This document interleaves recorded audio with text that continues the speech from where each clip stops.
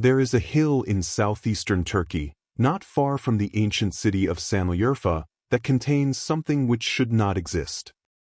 On that hill, buried deliberately under tens of thousands of tons of earth and rubble, archaeologists have spent the last 3 decades uncovering a series of stone circles unlike anything else in the known archaeological record, massive T-shaped limestone pillars arranged in perfect rings, their surfaces carved with an extraordinary collection of animals: foxes, vultures, scorpions, lions, ducks, and serpents, all rendered with a skill and naturalism that would not look out of place in a professional sculptor's studio today.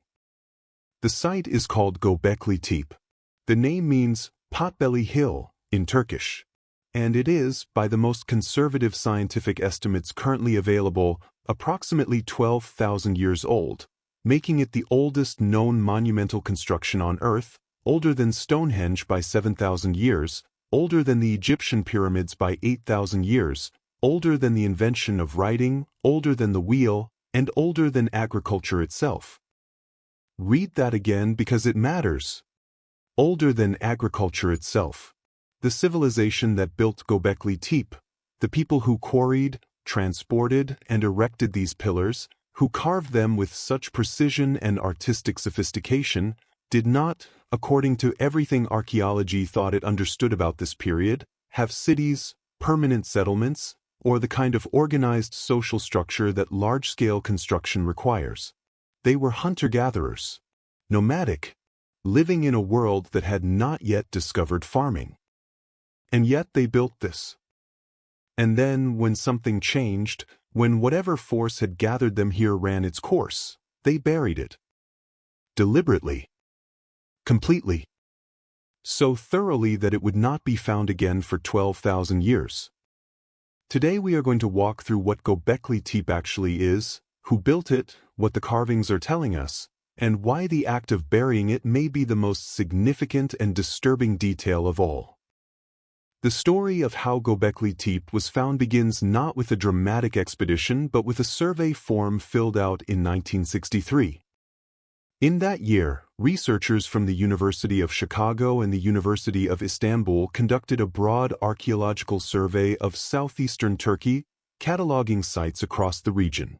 One of the sites they noted was a hill near Sanliurfa where fragments of flint tools had been found on the surface. The surveyors described the hill as the possible location of a Byzantine or medieval-era cemetery, based on a few broken limestone slabs visible at the surface, and moved on. The entry was filed, and for 3 decades it sat in an archive, unremarkable, unvisited. In 1994, a German archaeologist named Klaus Schmidt was reviewing those old survey records, looking for sites worth revisiting. He came across the Göbekli Tepe entry, and something about the description caught his attention, specifically the flint tools, which didn't fit with a Byzantine date. Schmidt decided to visit the hill. What he found when he got there changed the course of his life and, in a real sense, the course of archaeological history. The limestone slabs that the 1963 surveyors had attributed to a medieval cemetery were not medieval. They were not a cemetery. They were the exposed tops of massive T-shaped pillars, and they were ancient on a scale that Schmidt, standing in a farmer's field in southeastern Turkey on an ordinary afternoon, could barely process. Schmidt understood immediately that this was not a minor site. The sheer scale of what was visible at the surface, and the depth of the deposits surrounding the pillars, suggested something enormous buried beneath. He contacted the German Archaeological Institute, secured funding, obtained permits from the Turkish government, and began what would become a decades-long excavation that continued until his death in 2014 and has carried on under other directors ever since. By the time Schmidt died, his team had excavated less than 5% of the site. And in that 5%, they found enough to overturn one of the foundational assumptions of human prehistory. The site consists of multiple enclosures. At least 20 have been identified through geomagnetic survey, and 6 have been substantially excavated. Each enclosure follows a broadly similar plan, a roughly oval or circular space defined by limestone walls, with two large central pillars and a ring of smaller pillars set into or against the walls. The enclosures range from roughly 10 to 30 meters in diameter. The central pillars in the largest enclosures are the defining architectural feature of the site, and they are extraordinary objects. They are T-shaped, a tall rectangular shaft topped by a wider, flattened capstone, and the T-shape is now widely believed to be representational. It depicts an abstract human figure, with the capstone representing a head seen from above and the shaft representing a body.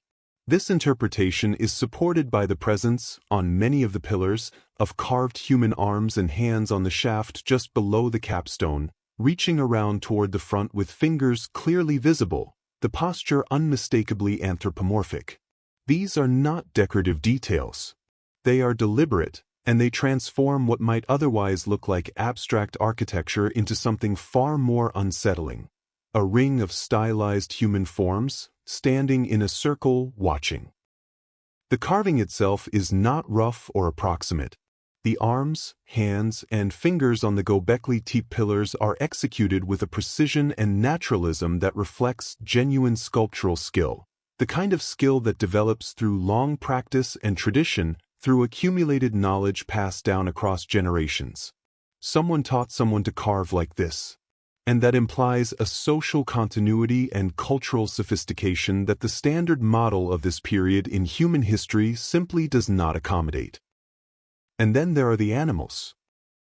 The surfaces of the pillars are covered with bas-relief carvings of specific, identifiable species rendered with a naturalistic eye that reflects careful observation of living creatures. Foxes appear frequently, their brush tails carefully detailed. Vultures are shown with outstretched wings and hooked beaks. Scorpions are depicted from above, their pincers and segmented tails accurately rendered. Lions, boars, cranes, ducks, spiders, and snakes appear across various pillars, sometimes in isolation, sometimes in arrangements that suggest scenes or stories rather than random decoration.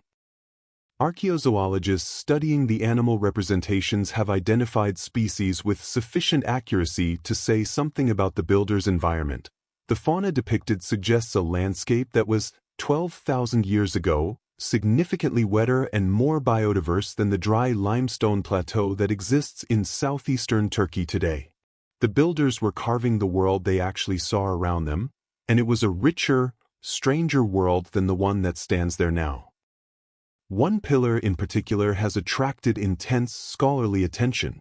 Known as Pillar 43, or informally as the Vulture Stone, it depicts what appears to be a complex narrative scene, a large vulture with spread wings, surrounding animals, and abstract symbols including an H-shaped glyph that appears repeatedly across the site. Researchers including Martin Sweatman at the University of Edinburgh have argued, in peer-reviewed publications, that Pillar 43 may encode a record of an astronomical event, specifically, a major comet impact or airburst associated with a period of sudden climate cooling known as the Younger Dryas, approximately 12,900 years ago. That interpretation is contested, but the fact that it is being seriously debated in peer-reviewed journals tells us something important about the sophistication of what the builders encoded in these stones. The conventional model of human prehistory before agriculture describes societies of mobile hunter-gatherers living in small bands of 20 to 50 individuals, moving seasonally to follow food sources and avoiding the kind of permanent settlement that large-scale construction would require. This model is based on solid evidence from hundreds of sites across the world, and it contains within it a logical sequence: first agriculture, then permanent settlements, then social hierarchy, then organized labor, then monumental construction. Each step enables the next. Göbekli Tepe demolishes this sequence. Not partially, completely. The site dates to approximately 9600 to 8200 BCE based on radiocarbon dating of organic material in the fill layers. The builders had no pottery. Pottery appears thousands of years later. There is no evidence of domestic animals in the earliest phases, and no evidence of cultivated grain. By every conventional marker, the people who built Göbekli Tepe were pre-agricultural, pre-ceramic hunter-gatherers living in a world that had not yet made any of the discoveries we associate with civilization. And yet they organized a workforce large enough to quarry limestone blocks from a ridge about 100 meters away, shape them into T-forms with stone tools, transport them to the site, erect them in precise arrangements, and cover their surfaces with carved reliefs of extraordinary quality. Experimental archaeology has established that erecting a single large pillar at Göbekli Tepe would have required a coordinated team of at least 500 people working together. Not just any 500 people, but 500 people who knew what they were doing, who had a common purpose, and who recognized a shared authority organizing their effort. 500 people is not a band. It is not a tribe in the conventional sense. It is a community, or a gathering of multiple communities, with enough shared identity and organizational capacity to undertake a project spanning years and requiring the sustained feeding, housing, and coordination of a very large group of individuals. And there are multiple enclosures at Göbekli Tepe, built over a period spanning several centuries, meaning this was not a one-time effort. It was sustained, organized, intentional activity across multiple generations of people who had no agriculture, no pottery, and no metal tools. Klaus Schmidt himself articulated what he believed Göbekli Tepe implied about the relationship between religion and civilization, and his conclusion reversed the conventional model entirely. The standard assumption had always been that surplus food led to settled communities, which led to social complexity, which eventually produced organized religion and monumental sacred architecture. Schmidt argued, based on what he found in that Turkish hillside, that the sequence ran in the opposite direction, that the sacred site came first, and that the need to feed the people who built and used it drove the development of agriculture, not the other way around. The temple created the civilization, not the other way around. That idea, sometimes called the cathedral hypothesis, is now a serious position in academic archaeology. It has not been universally accepted, but it has not been dismissed. And if it is correct, then Göbekli Tepe is not merely the oldest temple. It is the origin point of the entire chain of events that produced settled human civilization as we know it. About 300 meters from the main excavation area, on the same limestone plateau where the builders sourced their stone, there is something that rarely attracts the public attention it deserves. An unfinished pillar, still embedded in the bedrock from which it was being carved, abandoned mid-process 12,000 years ago. This pillar, approximately 9 meters long and estimated to have weighed between 40 and 50 tons if completed, is the largest pillar associated with the Göbekli Tepe complex, and it was never finished. At some point during its creation, the work stopped. The pillar has remained in the rock ever since, a frozen moment from the middle of a construction process that was interrupted and never resumed, preserved by the very abandonment that halted it. The quarry confirms that the builders were working in situ, carving the pillars from the natural limestone of the plateau using stone tools, specifically flint picks and hammers, evidence of which is found across the quarry area. Experimental archaeology has established that carving a single pillar from bedrock using only such tools would take a team of workers approximately 3 to 4 months of sustained effort. Multiple pillars were being worked simultaneously, which means the overall construction effort required not just occasional large gatherings, but sustained organized labor over extended periods. People staying in one place, doing skilled work, being fed and coordinated, for months at a time. Transport of the finished pillars from the quarry to the enclosures, a few hundred meters on relatively flat terrain, nevertheless required significant coordination. A 40-ton stone cannot be moved by brute force alone. It requires ropes, wooden rollers, prepared pathways, and a team large enough to guide it without breaking it. The builders had no wheels, no draft animals, and no metal tools. They moved these stones with human muscle, plant fiber rope, and timber. And they did it repeatedly across multiple generations. The existence of the unfinished pillar also tells us something about the ending of the site. Work was still in progress at some point, and then stopped. whether that stoppage was gradual or sudden connects directly to the most remarkable and disturbing aspect of the entire site: the burial. Of all the questions that Göbekli Tepe poses to archaeology, there is one that stands above the rest in its strangeness and its importance. Why did the builders bury it? The burial of Göbekli Tepe was not accidental.